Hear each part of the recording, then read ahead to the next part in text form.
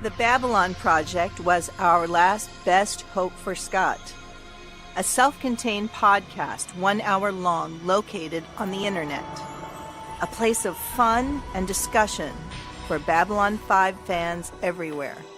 A shining beacon in cyberspace, all alone in the night. It was the dawn of the 20th anniversary of Babylon 5, the year the Great War to free Bab 5 came upon us all.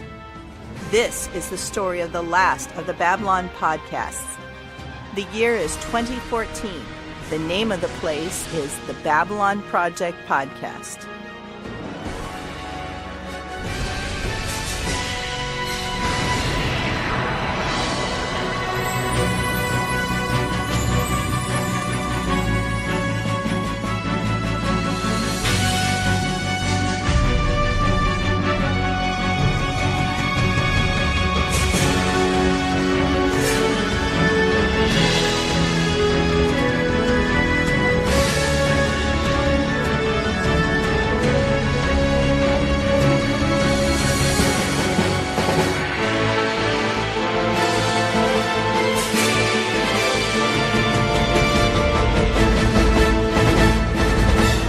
This is Maggie Egan, your ISN news anchor, and you're listening to the Babylon Project podcast. Thanks for listening. Hey there, Babylon 5 fans. Welcome to the Babylon Project podcast. This is Raul, and as always, I am here tonight with my good friend Jim Airwood. How are you tonight, Jim? Great. Just great. Oh boy, we're talking Chrysalis tonight, huh? Yes. Yes, the episode that kind of ties everything in the first season up and presents a whole lot more questions. Oh yeah. Now this is the season finale for season 1. Yes, right. You know, one of the things that Babylon 5 really did well is their season finales. They were brilliant at wrapping up the season, but leaving you with this whole list of, oh my gosh, how is this going to happen? Yeah. I know at the time this came out, this was considered one of the best season finales of all time. And it was, funny thing is it wasn't shot as the finale, it was the 12th episode shot. Right. Well, they did that because there was so much post-production work that was going to be needed that in order to get it ready, they had to shoot early, or they wouldn't hit their target date. Right. And I know according to Straczynski, there were canary traps hidden. The script was tightly controlled. I mean, the secrecy was out the wazoo on this thing. Yeah. It's pretty amazing reading the reading the notes and listening to the episode commentary. Uh-huh. Well, speaking of the episode, let's go ahead and let you give us a summary so we have ourselves grounded on where we're going to go, because this is probably going to be a crazy discussion tonight. Most likely. Here we go. Archive. Access. Initiated. Garibaldi finds Stephen Petrov with a severe wound in his chest. Petrov tells Garibaldi that someone is going to be killed just before he passes out on the deck, and before he can tell Garibaldi who is going to be killed. Petrov is taken to Med Lab where Dr. Franklin performs surgery. Garibaldi tells Sinclair and Ivanova that he helped Petrov out of a bind, and in return Petrov became an informer. When Dr. Franklin comes out of surgery, he informs Garibaldi that Petrov has died.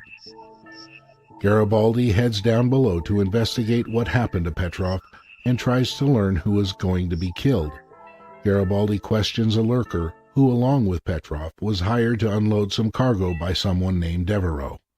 While unloading, Petrov found something that caused him to be quite scared. Garibaldi tracks Devereaux down along with two of his associates in the casino and tells them that they will accompany him to security for questioning. Devereaux warns Garibaldi not to get involved. While having dinner with Sinclair, Catherine Sakai, and Ivanova, Garibaldi gets a call that Devereaux and his associates are missing from the holding cell. Later, Ivanova returns to duty and sees an ISN report that Vice President Clark has departed Earth Force One with symptoms of the flu, but hopes to rejoin the President's goodwill tour after returning from the Io transfer station.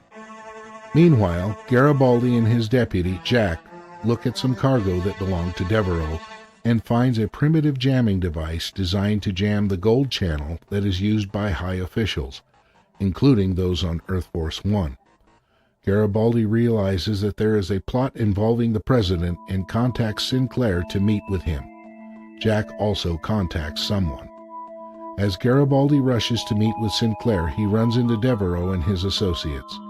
Garibaldi pulls his PPG and orders their surrender. There is a PPG shot and Garibaldi collapses to the floor, and we learn that Jack has shot him from behind. As Sinclair arrives in CNC, he sees Earth Force One explode during an ISN broadcast. Sinclair discusses the evidence that Garibaldi found with an Earth senator, who says that the explosion is being called an accident and that Sinclair is to keep any information he has under wraps. In another story arc, Londo and G'Kar are in an advisory council session debating Narn aggression against the Centauri in Quadrant 37. Londo says that it is neutral territory, while the Narn contest that they were forced to sign a treaty under duress, making it not binding. Later, Londo is informed that the Centauri government is willing to concede the quadrant to the Narn. Upset, Londo tells Veer that he is disgusted with the state of the Centauri Republic. A communication comes in from Mr. Morden, who has helped Londo in other matters. Later, Londo and Morden meet. Morden tells him that his associates have taken an interest in him and are willing to help out with the Quadrant 37 situation. Morden tells Londo to inform his government that he, Londo, will personally see to the situation. Londo is skeptical and wonders what this will cost him, but Morden assures him that there will be nothing expected in return. Londo returns to his quarters and tells Veer to send the message to the home world. In Quadrant 37, several strange-looking alien ships appear and attack. The entire outpost and several vessels are destroyed, and the strange ships disappear. Natoth informs G'Kar of the attack and that all 10,000 Narns stationed there are dead. Realizing that none of the existing powers either would nor could carry out such an attack, G'Kar says that there must be another race out there that did the deed.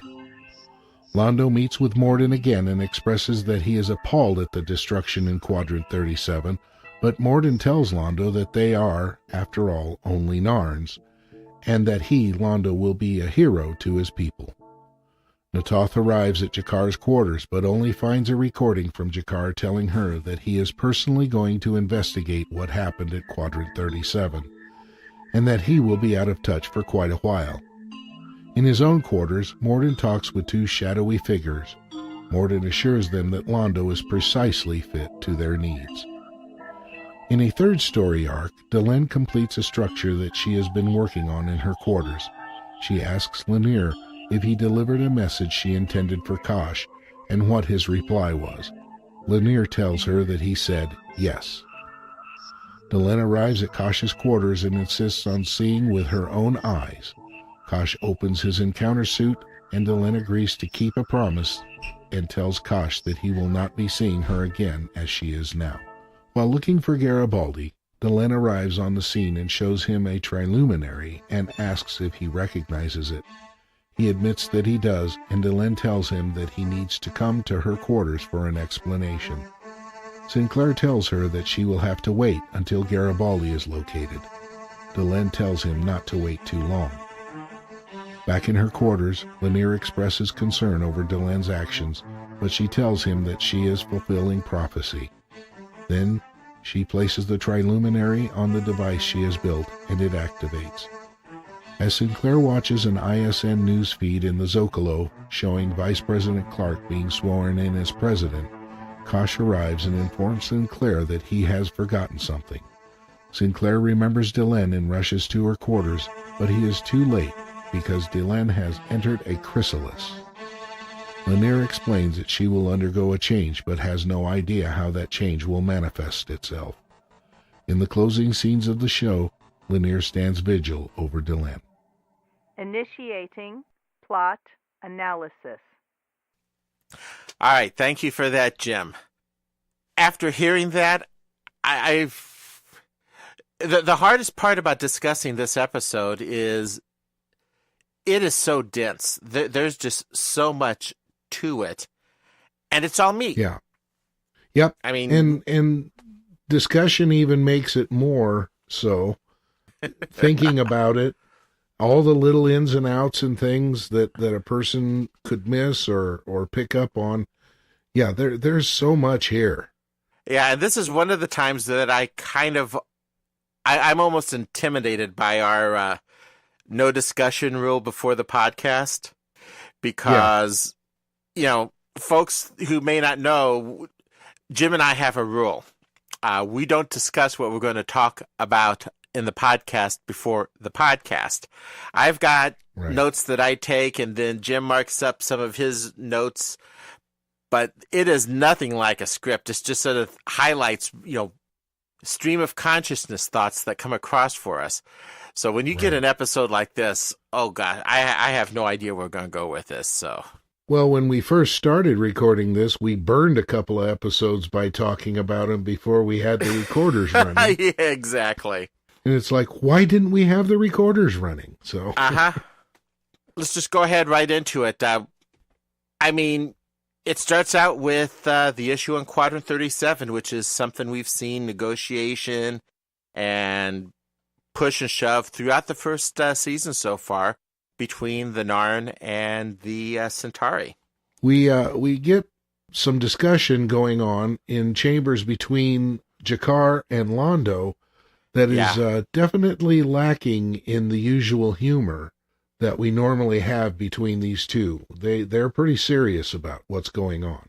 Yeah, especially on Londo's case, I can understand it because the Narn are very much getting more aggressive. It's almost like they're turning into what they hate in a way. But even Kosh was attending the council. Yeah, it looked like the council was completely full. Mm-hmm. Apparently, they just decided to throw everyone, aides and all, into the shot. So it gave us the sense of something big impending. We don't know what they intend to do. The Centauri, do they want this area? Do they not want this area? Supposedly, it belongs to the Centauri by treaty that G'Kar says was signed under duress.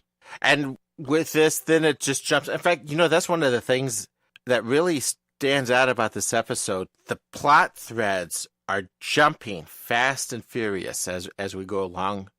Yes. As we go along the episode. And, you can't just discuss one thread at a time. You really have to be able to and be willing to jump all over the place in your discussion. So in this case, we jump over to a lurker that has been shot, a guy by the name of Petrov. Yes. Apparently he's a lurker that's an informant for Garibaldi. Right. Garibaldi met this guy apparently, and he really didn't want to stay down below and remain a lurker. He was trying to improve his situation, and Garibaldi was helping him do that. One of the nice things about this, he might just be, what's the word I'm looking for? Just some little guy, but Garibaldi cares about it, the people that, and that's something you see throughout the series. He really cares about the people who work for him. It doesn't matter if he's just some lurker down below, or if it's Lou Welch, just one of his men, or if it's his aide. He cares a lot about his men. Yes, Don't forget, speaking of his aide, well, we'll get back to that. Yeah. And this guy is working to improve himself, and you got to take it from Garibaldi's point of view. How hard has he been working to improve himself? And that's just it. as low and in the gutter as these guys have been, Garibaldi's been there, so he can relate. Yes. But Petrov, in this case, had a message for Garibaldi, and his last words is, they're going to kill him. Mm-hmm. And of course, the important information, who are they, and who are they going to kill? Correct. Kind of get left out. Not completely, though. Huh? Well, they don't we get get that out completely. Yeah. We get that hard cut to the president, so it's one of those things that makes you go, Yep. Earth Force One is approaching Io Station. Yep. And this is the point where we have to say, "Hi, Maggie." Yes, we get some Maggie. Hello. Always good to see Maggie. But you were saying, well, we get Earth Force One approaching the Io Station, and we get a report, don't we, that the vice president has departed? Yeah, he's apparently got a case of the stomach flu or something like that. Yeah, so he's departed Earth Force One in order to get treatment, apparently. Shame they don't have a decent... Well, I guess they don't want to infect everyone on the ship. I mean, you don't want to bring down everybody aboard Air Force One with some bug, right? Yeah. Yeah. But this news report does let us see another one of my favorite characters again. We find out Catherine's back in town. Yeah, Catherine she's back. Sakai, yay. Yeah, and they're just kind of lounging in Sinclair's quarters, catching a little television. Yeah. Okay, and what did you think of that proposal? Oh, goodness.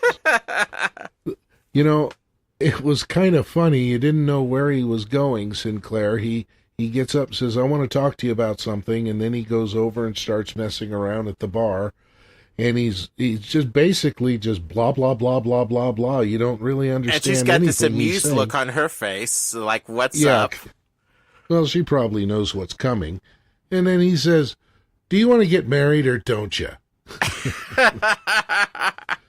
And, of course, without missing a beat, she says yes. And is in his arms. Yeah. Yeah, like I said, she was, of the recurring roles in Season 1, she was one of my favorites. And then we get probably one of the few comic scenes of this episode. Yeah, there aren't We've got, Londo having honked off all of the gods, all 50 of the Centauri Pantheon at once. Yeah, and he can't even remember them all. Yep. Oh, by the way, this is something to note here.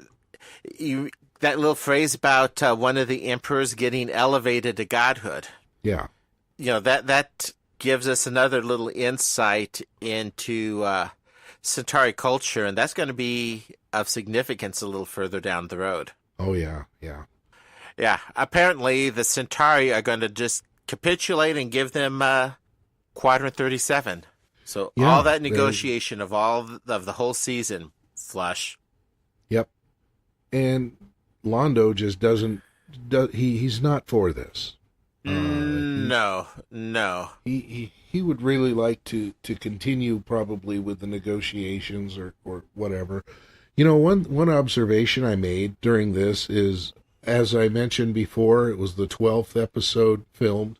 You can certainly tell that when you look at Veer and Londo's hair. Yeah, it's... Though on the flip side, as stressed out and as frazzled as they are, I didn't even make a distinction. I just kind of blew off the hair, especially Londo's hair, being such a mess to his state of mind. Oh, Veer's was even worse. But, you know, it took a little while for them to get the hair right. Yes. And so it was earlier in the season when this was filmed, just judging by the hair. And there is a classic quote in this discussion, one of the great Bab 5 quotes, in discussing the way he's being put upon by the gods and the Centaurum. Yeah. As far as getting nickeled and dimed to death, I believe the way they phrased it was nibbled to death. Yeah. Well, you know, it's probably best to just play the cut and let Let everybody hear it. Yep, and here goes. Veer, how many gods are there in our pantheon? I've lost count since the last emperor was elevated to godhood. 48. No, 49. 50 if you count Zug, but, I never thought he should. All right, let's say 50. 50. Now, out of that 50, how many gods do you think I must have offended to have ended up with Jacquard's teeth buried so deeply in my throat that I can barely breathe? All of them? Sounds right.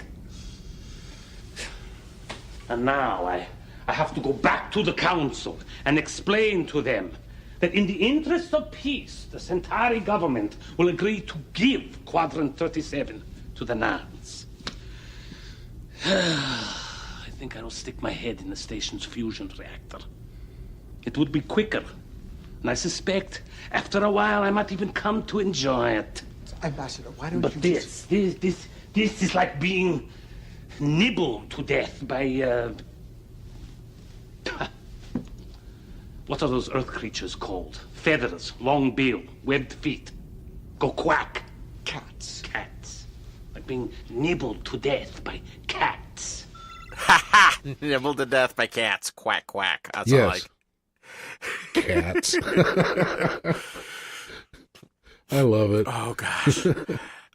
Conveniently, though, Mr. Morden calls. Yeah. He's going to help with a problem.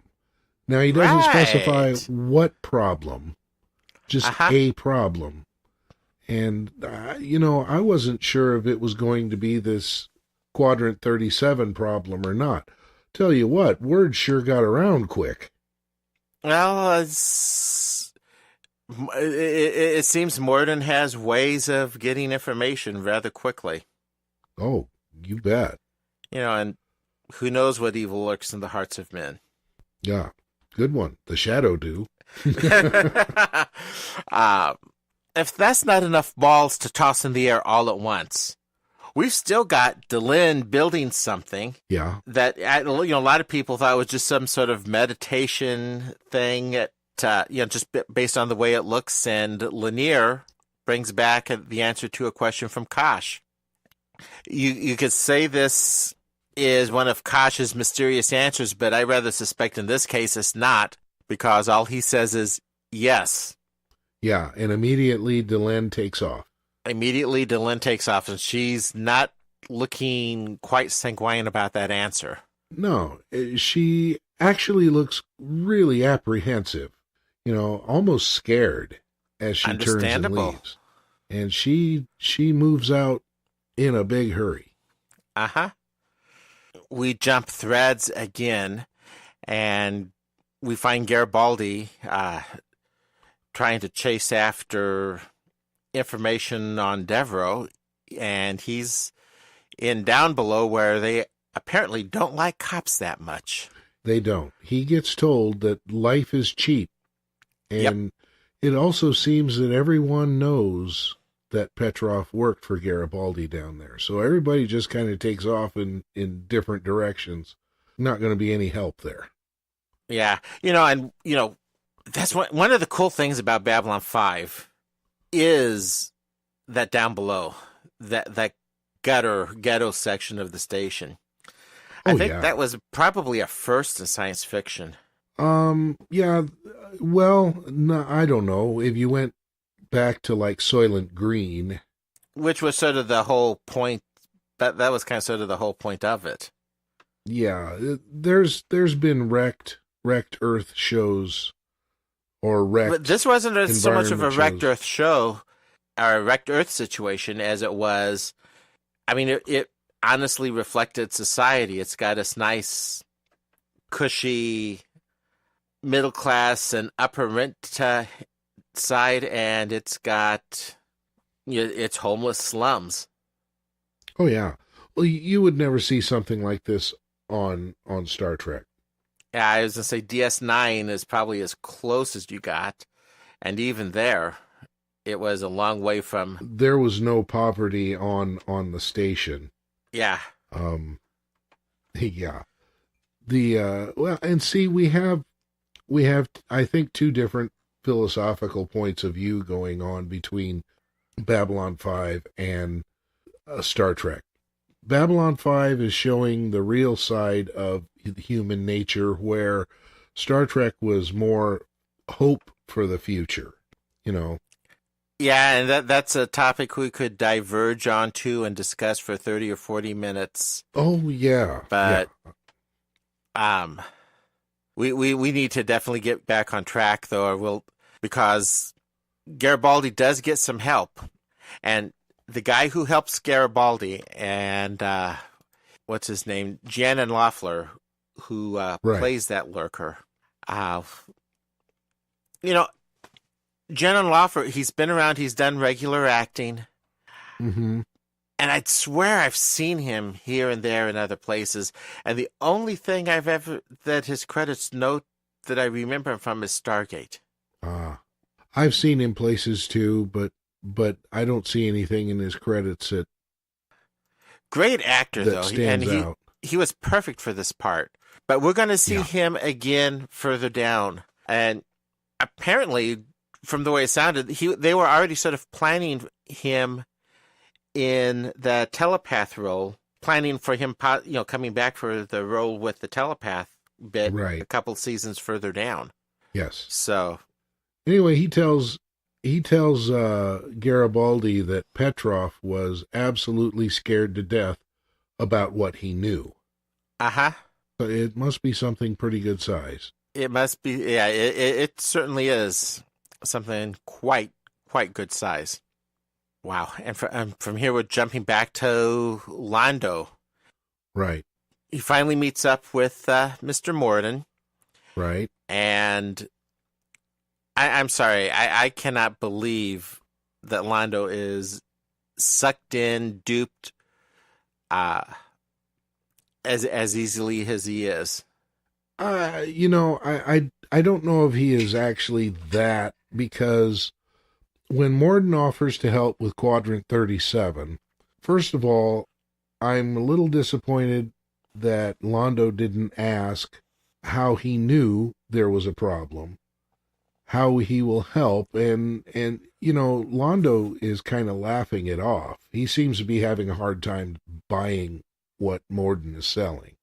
Well, from the how Morden knew, apparently, Earth might be all excited about the President Santiago's trip, but the alien sector, the alien news seems to, you get the feeling that it's all about the Centauri-Narn tensions. So yeah, it's not too hard to extrapolate.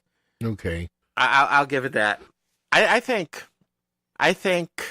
Londo's little monologue kind of gives you a feel for why he's not asking so many questions, and I'll grant you completely that is not taking Morden's offer too seriously, as such a big deal. But yeah, then there's this mirror comment that is just so darn ominous. Uh-huh. In fact, let's go ahead and play that through, because that'll set the stage for what I know we're going to talk about next. My associates believe that you're a person of great potential, trapped in a position where your skills are unseen and unappreciated. They'd like to change that. Yes, I have heard this before, and I have stopped listening. There comes a time when you look into the mirror and you realize that what you see is all that you will ever be. Then you accept it, or you kill yourself, or you stop looking into mirrors. No, nothing can be changed. Then nothing's lost by trying. Boom. Yeah, that looking into the mirror quote, that kind of sets up a lot of what this show's about. Choices and consequences. Yes. And you face those whether you have a full understanding of the situation or not. Yeah. Anyway, Morden, Londo asks him, what is the price for this? Yeah. Just a favor. just a favor someday, yeah. And he says we. Yeah. All right. Yeah, Morden always talks about we, and I wonder why Londo is not curious about who we are. I know I would be. And he also refers to his associates, I think. Yeah. There's no free lunch in this universe, and favors usually come with a pretty high price. Yeah. I mean, Londo asked the right question, though I think he asks it a little later than he should have. Mm-hmm. But I don't think he's too concerned about the answer. I think he doesn't take much in life seriously at this point, as you suggested. Yeah. Well, Morden's going to fix things for him. Yes. Right as Delenn is talking to Kosh, you notice she's a little bit more resistant to Kosh's environment. Yeah, I noticed that. I wonder what the connection there is between the Vorlon and the Minbari. And, I wonder if it doesn't have something to do with the shadows before. Well, odd that you say that, because one of the things I had noticed here, there's sort of a juxtaposition between Londo and his, this is a good way of phrasing it, a juxtaposition between Londo and his transformation that begins in this episode. Yeah. And when you look at the end result of the series as a whole, this is the beginning of his transformation.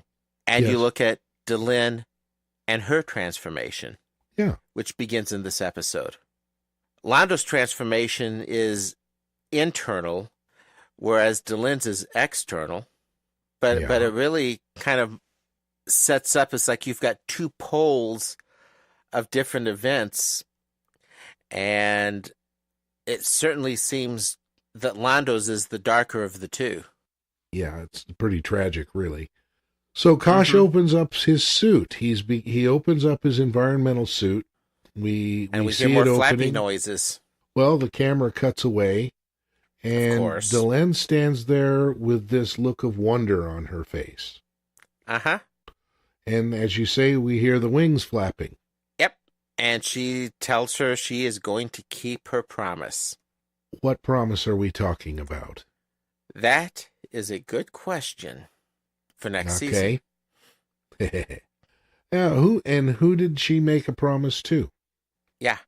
And I think the even bigger question is, what do they mean by we won't see her as she is? Very true. Stay tuned. Stay tuned. Okay. Jumping back to Devereaux. The name, which is the name that Garibaldi was given by that lurker. Right. He chases him down in the Dark Star, which, sadly, this will be the last we see the Dark Star, because the place is going to get cut in half. They need it for sets. Mm-hmm. They need the space. One of the things I know with any sort of television production in this series, space is at a premium. Right. So. Well, I have a question about the Dark Star. Go ahead. Okay. Didn't it seem awful festive? Yeah, it's New Year's Eve. Okay. The time before when we saw the Dark Star, was that not when Garibaldi was on the run? No, that was a different bar. It was. Okay. Or no, I see. I remember the Dark Star was where Londo and Lanier went. Yeah. And that was also where Londo was watching Ladira. So, we see the place. That's where he goes to gamble. So, right. Actually, he did stop through there when he was on the run. That's where Londo gave him. That's where Londo helped him as far as some of the money was concerned. Okay. So, all right. I had places mixed up. But you're right. Devereaux was awfully confident. Oh yeah. Well, and he said that Garibaldi was looking into things that were just too big for him. Uh-huh. I have to wonder at that point, when Devereaux is talking to the chief of security that way, if he isn't really hooked up. That's pretty much an assumption there. At least I took that as pretty much a Solid assumption. Yeah. Well, to follow up Londo's conversation with Morden, all I can say is he sticks his neck out, and he knows it when he's telling Vera to send the message. I think he's worried about being considered a drunken fool while he's telling, because he's looking at his drink, and he pours it back into the bottle. Well, yeah. I mean, he tells Veer to go call Homeworld and tell them that he will personally take care of this problem in Quadrant 37. And, of course, Londo has no idea how this is going to be done. Right, or if it's going to be done. I think he's... Yeah, so he's sticking his neck out quite a ways. But, the funny thing is the way Morden delivered before, you would think that Londo would have a little more faith. Yeah, I think part of it is, as far as Londo's concerned, I think he believes he has nothing left to lose at this point. Oh, that's very true. I mean, his government is looking like fools. He's looking like a fool. Yeah. What are they going to do? I mean, this was supposed to be a backwater post that didn't matter. He was sort of being shuffled off to nowhere as it was. What are they going to do? Demote him further? Yeah. So. Very true. We do get, well, actually, one of the other little more humorous scenes. Sinclair is still trying to resolve some of the problems between the Centauri and Narn. And his visit to Jakar. Yeah, Jakar was occupied. Yeah. Yep. Here we go with Jakar's appetites again. Yes, it is. And the guy is just incredible. He comes strolling out of his quarters, his private After the quarters. 3 girls. Yeah, and he doesn't even look like he's spent it all. What's funny is I just love the way Natath kind of, okay, he's free now, and dashes out. Yeah, well, we know how she feels about that, And, my comment about transformation kind of gets some confirmation here. Sinclair makes this warning about Narn anger, which is somewhat prophetic, but his comment that they are at a crossroads.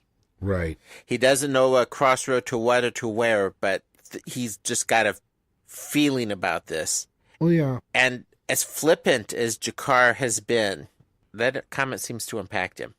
Well, I think it goes back to your discussion earlier about change, because now we're talking about Jakar, who has some of the most radical change in the whole series.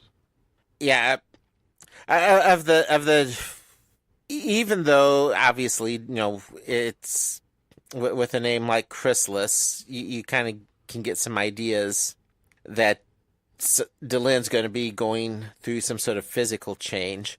Right. I think Jakar is probably, by the end of the series, Jakar's probably one of the most changed characters. Yeah. Of all. He does change a great deal, and we see the beginning of it now, where as before Jakar seemed to be out for himself, and his other goal was to aggravate Londo just as much as he possibly can. Yeah. And now things are getting a little more serious. Yep, he's beginning to take a larger view of the world, I think. Well, we get our happy moment. We're at the fresh air in your corner table that you had mentioned. Only they put 2 tables together this time. Second table inside, right, 4 people. on the left as you face from the door. Sinclair and Sakai are announcing their engagement. Yes. And as I've said before, if you want to know how that engagement works out, you need to read the book. Which book now? To Dream in the City of Sorrows by Catherine M. Drennan. It's canon, and it answers the questions that are going to come up with Sinclair's arc and Sakai's arc. Okay. And I still say, of all the Babylon 5 books, it is by far the best. It's certainly my favorite. And but be that as we may, it is probably out of print, but one used, there's a lot of them available. Used good condition on Amazon Prime in the $3 to $4 range. There's a collectible grade copy of the book for $10, so it's an easy book to get hold of. Okay, I've got to order that. I know I've said that before, but I've got to get that book. Yeah, you're not going to find it as an ebook. You're only going to find it as a paperback. Okay. But if you're a serious Bab 5 fan, this really is a must read. Okay. Be that as it may, we have our happy moment right before everything goes to hell in a handbasket, as the saying goes, which is something that Joe Straczynski apparently likes to do. Yeah. And that fall apart starts during dinner when Garibaldi gets a call. Yeah, he gets linked, and Devereaux's weapon that he used was a government issue PPG, and it had no serial number, and it's not that the serial number was made without it. Yeah, which is only for the Secret Service. And he's missing.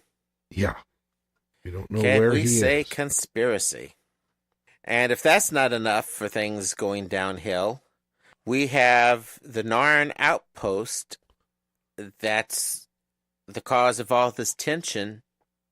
You know, I almost just said it was under attack, but, you know, that calling it under attack is like me swatting a mosquito, calling that self-defense.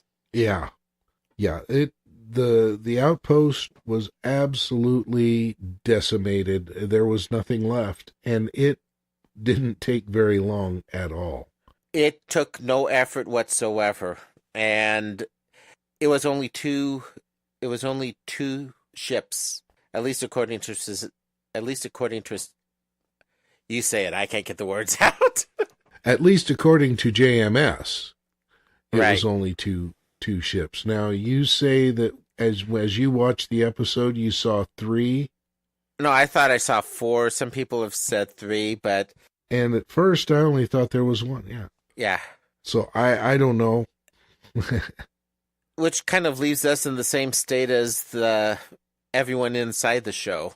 They don't know what happened. All they know is it was gone. It was like they were just erased from existence. Yes.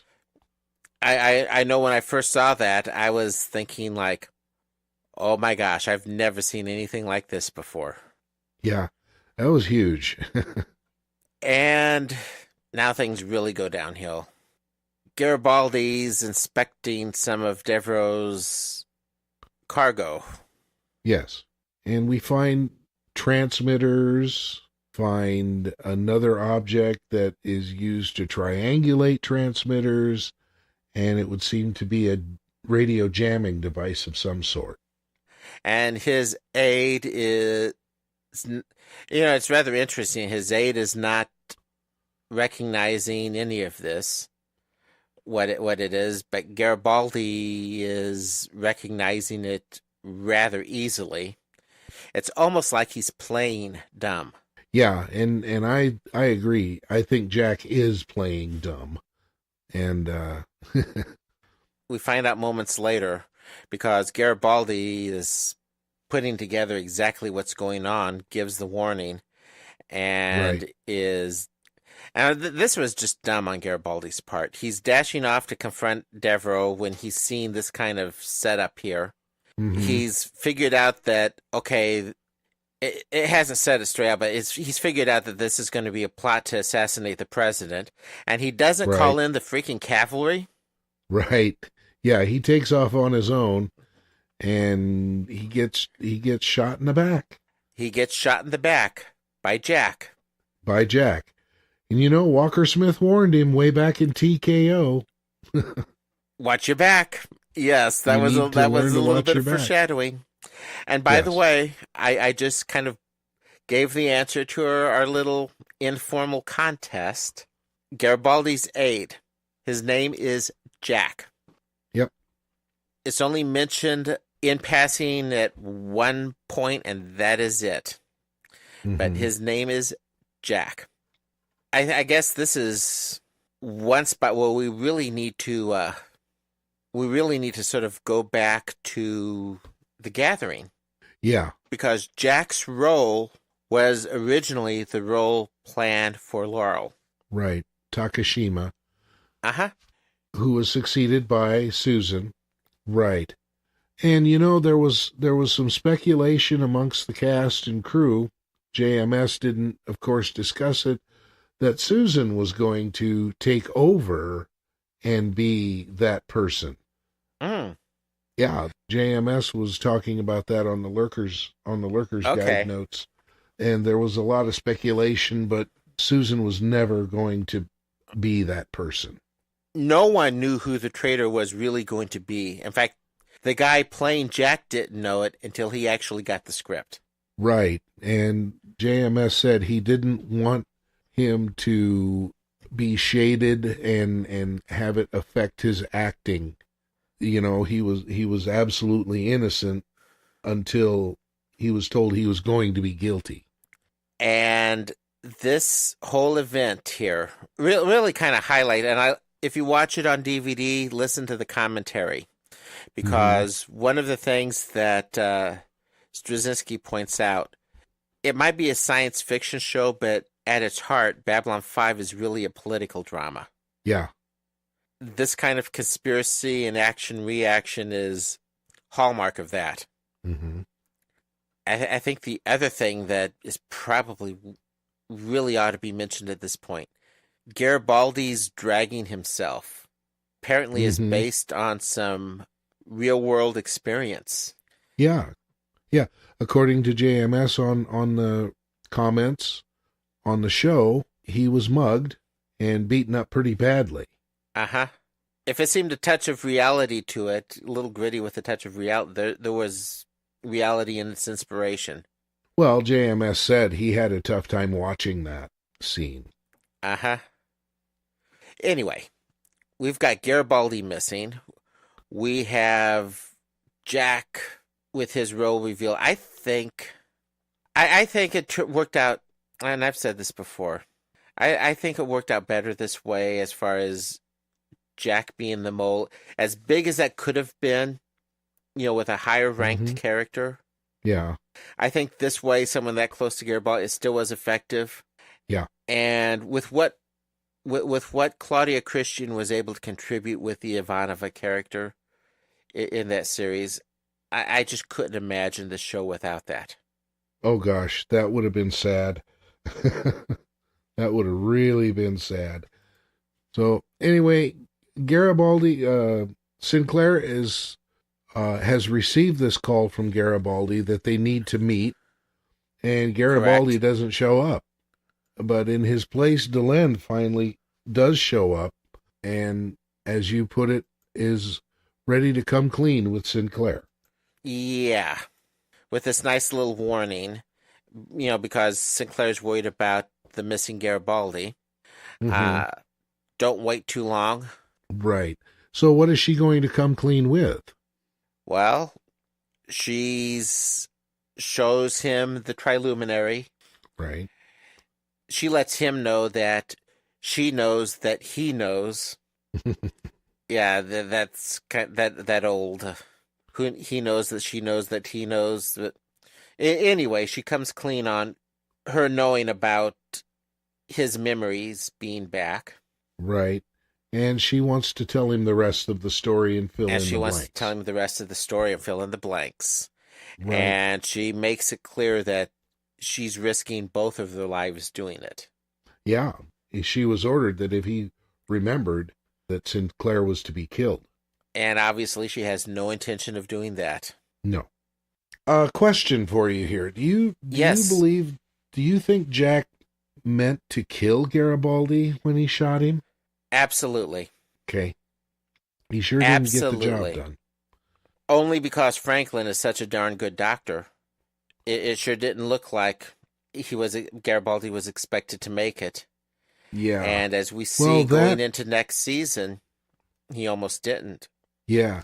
That and what Straczynski said during the commentary, the episode commentary, Garibaldi is a pit bull and he just will not let go. And we've seen that a number of times. Very tenacious. And we've seen Jack trying to play dumb, almost trying to misdirect. So I don't think he necessarily wanted to kill Garibaldi.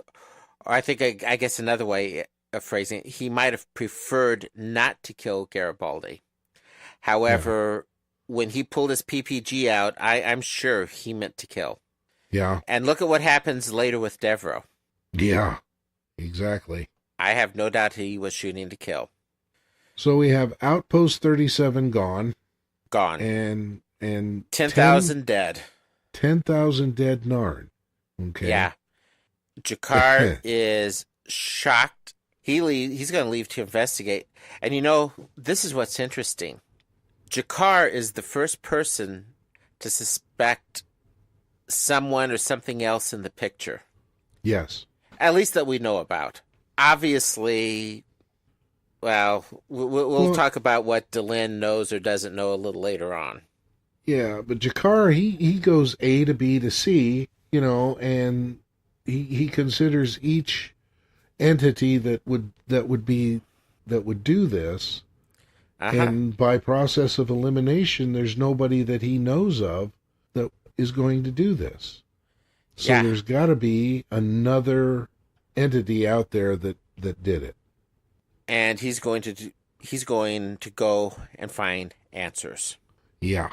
Speaking of answers, we get some flashovers to the Delenn and her structure, and it seems like Lanier has an idea of what's going on. He may not know all the details, but he certainly seems to be in the loop. He is not exactly happy about what Delenn's doing.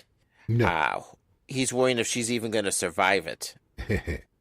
Well, and, maybe Delenn doesn't know either. But there's that promise and the prophecy that she's talked about in previous episodes that, she's compelled to do this. Well, they do find Garibaldi. Oh, gosh, that scream. That gal had to get the role for the scream. Yeah. And as I said, I think he was... I don't think he was intended to survive that shooting. Which brings up my question in the AR. Shot in the back with a kind of damage that Franklin said was there. Right. When they moved him, why in the world did they flip him over and plop him down square onto that bloody wound? Well, they needed to stabilize him. Okay. And Franklin indicated that because he didn't, why turn him over like that? But in order to get to monitor other vital signs, I think he had to be face up. Yeah, as I say, I mean, it's like if they're going to have to intubate and everything else. Right. I don't know if someone out there listening has experience in ER. My area of study is more in cardiology, not emergency. Right. So let me know what kind of protocols or what would impact something like that. Anyway, Sinclair leaves Jack in charge, watching over Garibaldi. Oh, Golly gee. And he's dashing off to CNC because at least before Garibaldi loses consciousness, or at least it comes out, just enough to give Sinclair a warning about who they were going to kill. Mm-hmm. And that's confirmation of the president. Yes. They cannot get through to Earth. It's already being blocked. Right. So that equipment that Garibaldi had found, there's more of it somewhere and it's being used. And, this whole assassination, it's like JFK and the Challenger rolled into a single event. Yeah. Well, there were a lot more people than just the president on that transport. Yep. And what an irony. as all this is occurring, Jack is ordered to investigate himself. Yes. Cut back to Delenn's quarters. Basically, the threads are kind of pulling together. We've got the Narn and Centauri, that whole situation going to pieces. Mm-hmm. We've got Earth, and everything there is falling to pieces. Right. And now we've got the Delenn Minbari situation. I don't know if falling to pieces is the right word, but Delenn certainly sounds uncomfortable. Yeah. She doesn't sound at all like she's enjoying her time. No. And cutting back then to Londo. Yeah. He's a bit shell-shocked. Yeah, his reaction to Morton. Now, what did he expect? They were going to play Tiddlywinks? Yeah. I know. It's like, though, he feels responsible. And as you've said or questioned yourself, it sure seems like Morton has pretty good intel on what's going on in Centauri Prime. Right. And Londo is responsible. He didn't have to let Morden take care of this. Choices and consequences, what the season's about. His government was ready to capitulate that part of space. It wasn't doing them any good anyway. And Londo decided that he was going to be the hero because Morden told him it would improve his status with his government. Choices and consequence. Yes. That's the first 10,000 in blood on his hands. Yeah. A drop in the bucket, actually.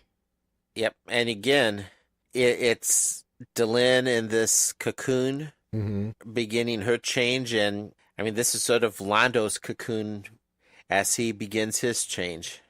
Yes. I've never seen a comment from Straczynski in that, in that regard, but I wonder if he was actually thinking along those lines when he built the way the scenes fit in this episode, or if this was simply a matter of it's the way it naturally worked out. With JMS, I would have to say it probably was planned this way. I mean, he didn't seem to do anything without a plan. Yeah. I'll bet you the guy didn't even go to the can without a plan. At least not with regards to this show. If we ever get him on for an interview, hint, hint, someone out there with connections, hint, hint. This may be one of the questions I have to ask. Wrapping up the situation with EarthGov, we've got some more Senate problems with Sinclair. Yeah. And we have a senator putting a gag order on Sinclair.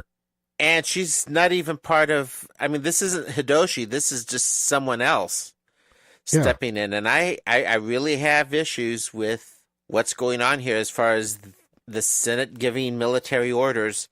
And as JP pointed out, that's something that's not appropriate. Right. And, it just smells like a conspiracy. And one's got to wonder exactly how high does this conspiracy reach? Yeah, well, at this point, we have no idea, well, even if it is conspiracy, but as you said, something is really starting to smell. Well, it starts right out with Clark jumping ship like a rat. With a very convenient timing. We have a senator who is telling Sinclair to keep quiet, and he's sitting on evidence. His security officer has been shot. And, there's all this going on. And then on top of that, Jack just happens to stumble on Devereaux dead in a corridor. Yep. And apparently, what he claims was a shootout. Yeah. With a PPG that apparently hadn't been fired. Mm-hmm. And just to kind of wrap it up with as far as, Clark not being well enough to be on Air Force One, but we get Lyndon Johnson. We get Vice President Clark being sworn in, which kind of shifts our focus back toward Earth. Right. And that really wasn't a misspeak on my part. That was actually intentional. That scene was, if you're old enough to remember, or if you've seen the old newsreels, down to the pink dress, that was almost a carbon copy of the swearing in of LBJ after Kennedy assassination. Oh yeah. Well, as many books as I've read, I've seen that photograph of Johnson getting sworn in many, many times, and yeah, there's a lot. It was definitely set to look like that. And in fact, Straczynski made it real clear that is exactly what he was doing. Right. Now we get some more wrap up as the bits and pieces, not just the episode, but of the season come together. Mm-hmm. We hear words that we've heard already earlier in the season, and so it begins from Kosh. Yep. And naturally, Kosh is reminding him too late.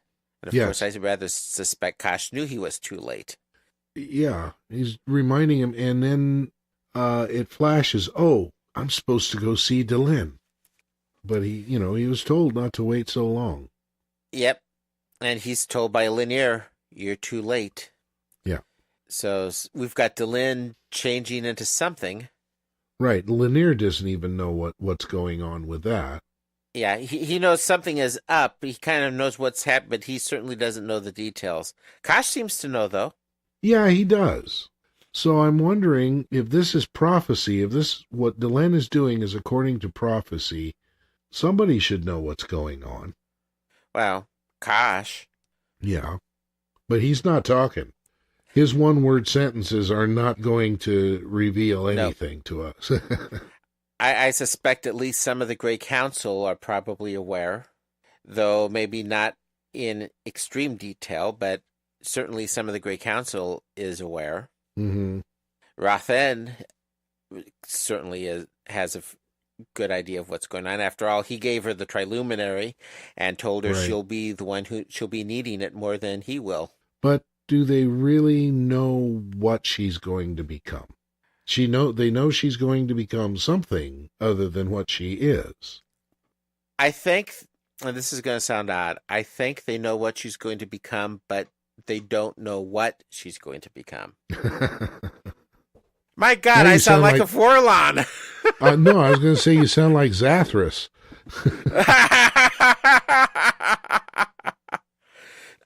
In other words, there's supposed to be some sort of bridge between the human and Minbari, and that's directly a part of what this is. But they don't necessarily know the full extent of what it's going to mean. Mm-hmm. I think there might be some idea, and I think it might have something to do with the answer that Kosh gave to Delenn's question as well, and the role in that. I just don't think they truly get the full implication of what it means. Okay. Even though, and I'm referring to those who do know what, air quotes, what is going on, unquote. Mm-hmm. And we find out that Mr. Morden is not alone. Indeed not. We see the we that he is referring to. We see the we. But, they seem almost to be consulting him. Yeah, you had, I think you've mentioned something along those lines before. Yeah. Which is almost the reverse of what the other side seems to do. Mm-hmm. And, I don't know if it's... Yeah, it's almost like they consult him, but I'm going to go out on a limb here and say it's more of they're wanting his opinion from the perspective of trying to understand what something that is so beneath them is actually doing. Now, an even bigger question is, what are they wanting Londo to do? We've got a few seasons. One of the things that Joe Straczynski said in the commentary of the DVD is that these closing scenes of season 1 are, for all practical purposes, the opening scenes of season 2. Mm-hmm. So all these questions we just went down, it's the start of season 2. Yes. And then the show closes with Sinclair and Catherine in his quarters again. And Sinclair kind of sums everything up. Nothing is the same anymore. And that gets contrasted with the final scene of Delin inside her chrysalis. Yeah. And you know, very poignant. Sinclair doesn't realize this point just how much nothing is the same anymore. Uh-huh. Well, not just Delin, but everything. Yes. Yeah. Like I said, this was an absolutely amazing episode. And I remember when I first saw this, it was like, I have never seen anything like this on television in my life. I don't think you can watch it only once and catch everything. No, even now, every time I see it, it's like there's more. Yeah. There's more to get out of it. I have seen some shows, even recently, and with good writers, they've tried to throw a whole number of balls in the air at once and pull all those threads together, and it just doesn't seem to work. In this case, wow, it worked. Yeah, it does. Just totally worked. And the reason it worked, Straczynski had a plan. He knew where he was going. He knew where this show was going to be going through all 5 seasons. Oh, yeah. And that's how you get this kind of art. Oh, yes. It makes all the difference when you have one person in charge. It just blew me away. Well, I think this is going to be another case of no point in doing the likes and dislikes, because my likes on this episode is everything. And my dislikes on this episode is pretty much nothing at all. Yeah, there isn't a whole lot to say about it as far as whether you like it or you don't like it. How can you not like it? We get lots of answers. We get a lot of things tied up. But for every answer we get 2 more questions. Exactly, which is why it's so cool. I mean, this really set the standard. I mean, everything in season 1 was leading up to this. Yeah. And this doesn't happen very often. This episode, this season finale episode, made me look forward to seeing the reruns. Ah. I wanted to see, because I'm watching this and I'm putting pieces in my head together of things that I had seen in the past episodes, and I didn't really remember, because this was in the days of videotape, first of all. And there were episodes that I had missed. It's like, I was really looking forward to the reruns of this. Yeah. And now from my side of this thing, I never really appreciated it as much as I did until a couple of years ago, 3 years ago, whatever it is now, that I got the DVDs, because it was so hit and miss on television. You never knew when it was going to be on. You never knew what channel it was going to be on. Sometimes you'd catch it at 11:30 at night, and sometimes it would be 2:00 in the afternoon. Now, were they playing around with the scheduling of it like that, even during the first season? Okay, now in California, the first 3 seasons, it was pretty consistent as far as when it would show on KCOP. Yeah, which was one of the big independents, the big independent station. Yeah. Season 4 is when things started to fall apart, at least in that area, on the scheduling for the airings. Yeah. I do know there was a little bit of politics between Warner and BAB5 and Paramount and the Star Trek world. Yeah. Not Star Trek fandom, but executive management. There was a little bit involved there. Plus the thing like, those independent networks, PTEN, and that model kind of starting to fall apart. Yeah. No, out in western Nebraska, where I lived, it was really hit and miss.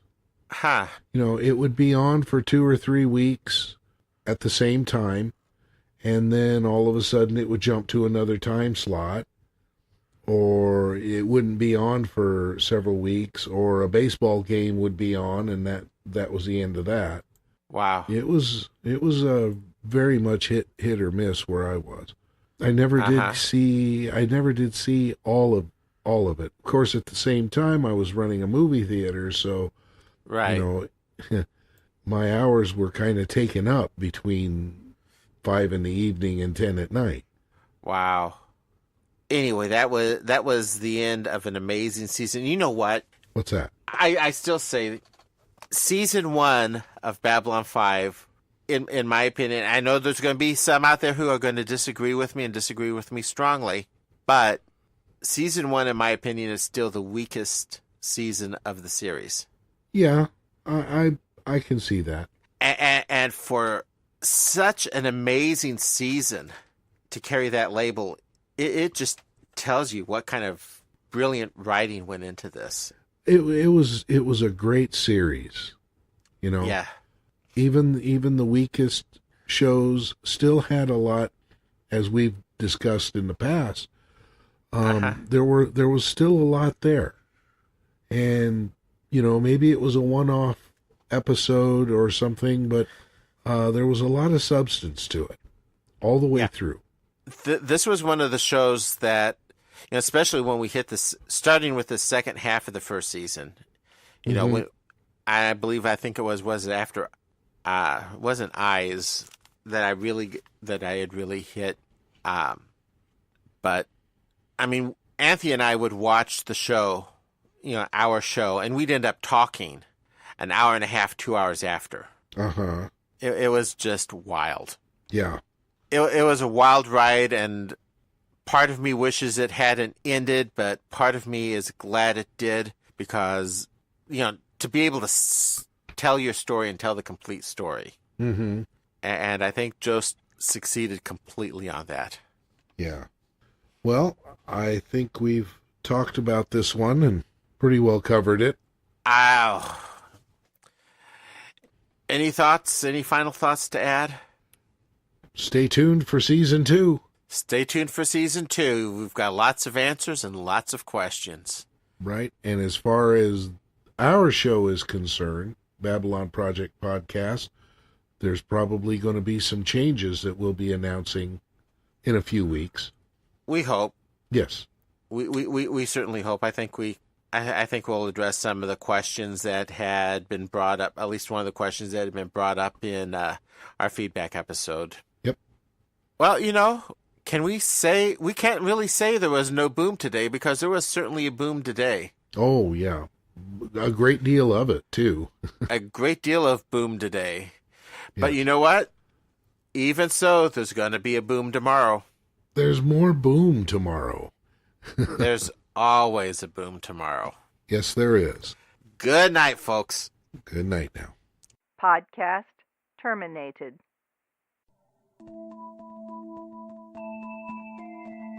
Thank you for listening to the Babylon Project podcast. You can email Raul and Jim at the Babylon Project podcast at gmail.com. You can find us on Facebook at the Babylon Project Podcast. On the internet, we are at babylonprojectpodcast.wordpress.com. To subscribe to the podcast, you can find us on iTunes, or you can subscribe to the RSS feed on the webpage.